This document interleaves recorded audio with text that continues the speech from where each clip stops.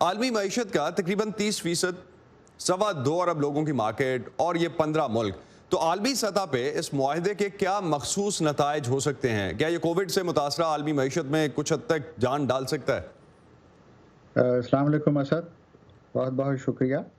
دیکھیں، جس طرح آپ نے اپنے بیانیہ میں بتایا ہے کہ اس معاہدے کی اہمیت یہ ہے کہ یہ اس وقت دنیا کا سب سے بڑا تجارتی معاہدہ ہے، جس میں 15 ملک شامل ہیں۔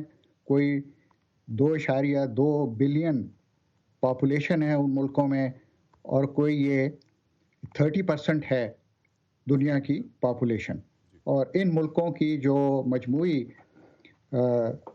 داخلی پیداوار ہے وہ کوئی 26 ٹریلین ڈالر کے قریب ہے، اور یہ کوئی 28% ورلڈ ٹریڈ کو کور کرتے ہیں۔ تو یہ ریجن ویسے بھی، جو ایک بات کہی جا رہی ہے کہ اکنامکس کا جو سینٹر آف گریوٹی ہے وہ یورپ اور امریکہ اور نارتھ امریکہ سے موو کر کے ایشیا کی طرف جا رہا ہے، یہ اس کی ایک اور علامت ہے۔ اور آپ نے جو پوچھا کہ اس کا بین الاقوامی اس پہ کیا اثر ہوگا، گلوبل اس پہ، تو ڈیفینیٹلی جب اتنا بڑا ریجن اگر ٹریڈ، تجارت بڑھنے سے پراسپر کرے گا تو باقی دنیا کے ملک بھی اس سے تجارت میں بینیفٹ لے سکیں گے۔ جی۔ اور اس میں ایک جو اور اینگل ہے وہ یہ ہے کہ جیسے آپ نے بیان کیا کہ اس وقت چائنا اور امریکہ کے جو تجارتی اور سفارتی تعلقات ہیں جی۔ وہ کشیدہ ہیں، اور امریکہ نے کئی ملکوں پہ، چائنا پہ، ان کی امپورٹس پہ ٹیرف لگائے ہوئے ہیں۔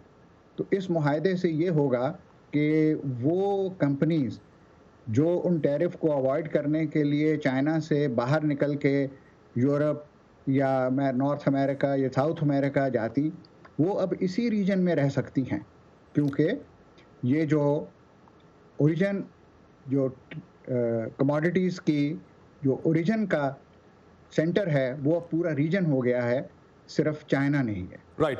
تو ڈاکٹر صاحب، جو ملک چین کے ساتھ میری ٹائم اختلافات کے حل کے لیے امریکہ کی طرف دیکھ رہے تھے اور ان کی مدد سے امریکہ اس خطے میں طاقت کا توازن قائم رکھنے کی کوشش بھی کرتا تھا، وہی اس معاہدے میں چین کے ساتھ ہیں، تو ایشیا میں امریکہ کے معاشی اور اسٹریٹجک اثر و رسوخ کے لیے یہ معاہدہ کیا معنی رکھتا ہے؟ یہ آپ نے بڑا اچھا پوائنٹ ریز کیا ہے۔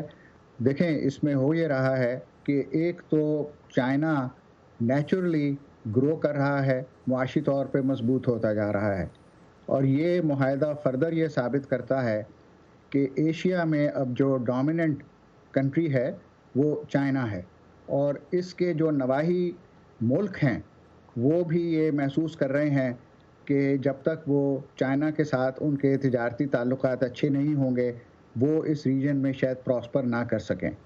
یہ ایک اور بھی انڈیکیشن ہے کہ امریکہ سے لوگوں کی ان کنٹریز کی ذرا امید کم ہوتی جا رہی ہے، کیونکہ پریزیڈنٹ ڈونلڈ ٹرمپ کے زمانے میں، جیسے آپ نے کہا کہ وہ ٹی پی پی سے انہوں نے وڈرا کر لیا۔ ٹی ٹی پی جو تھا، جو پریزیڈنٹ اوباما کے زمانے میں طے ہوا تھا، وہ بیسیکلی ایک میتھڈ تھا نہ صرف تجارت کا بلکہ ایک طرح کا چائنا کے گرد ایک معاشی حصار کریٹ کرنے کا۔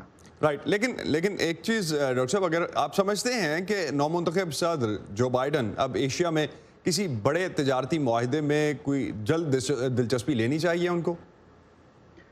انہیں نیگوسیشنز تو ضرور شروع کرنی چاہیے، لیکن جیسے آپ کو معلوم ہے کہ اس وقت امریکہ کے جو اپنے داخلی مسائل ہیں، جس میں پینڈیمک ہے، اکنامک سچویشن ہے، اس میں ان کو وہ پہلے فوکس کریں گے۔ یہی وہ ان کی جو اب تک بیان ہیں وہ یہی ہیں کہ ان کی پہلی پرائرٹی جو ہے وہ ڈومیسٹک ایشوز ہوں گے امریکہ ہیں، اور اس کے بعد آبویسلی شاید وہ بڑھائیں اپنے نیگوسیشنز انٹرنیشنل لیول پہ اور چائنا کے ساتھ۔ میرے پاس 40 سیکنڈز رہتے ہیں۔ اس معاہدے میں شریک ملکوں کی خواہش ہے کہ بھارت بھی اس کا حصہ بنے، بھارت کا علیحدہ رہنے کا فیصلہ اس کے لیے فائدہ مند ہے یا نقصان دہ؟ دیکھیں، ان کے شارٹ ٹرم کے لیے تو شاید ان کے لیے فائدہ مند ہو، کیونکہ ان کو یہ خیال تھا، انڈیا کو یہ خیال تھا کہ اگر یہ اس معاہدے میں شامل ہو گئے تو چائنا سے سستی پروڈکٹس جو ہیں وہ انڈیا آنا شروع ہو جائیں گی اور ان کے پروڈیوسرز کو شاید وہ ڈیمیج کریں، لیکن the long run free trade جو ہے یا زیادہ تجارت جو ہے وہ سب ملکوں کے لیے بہتر ہوتی ہے۔ ابھی تک بھارت نے اس کو جوائن نہیں کیا، لیکن چائنا نے یہ انڈیکیٹ کرایا ہے کہ اگر فیوچر میں یہ پاسبلٹی ہے کہ بھارت اس کو جوائن کر سکے۔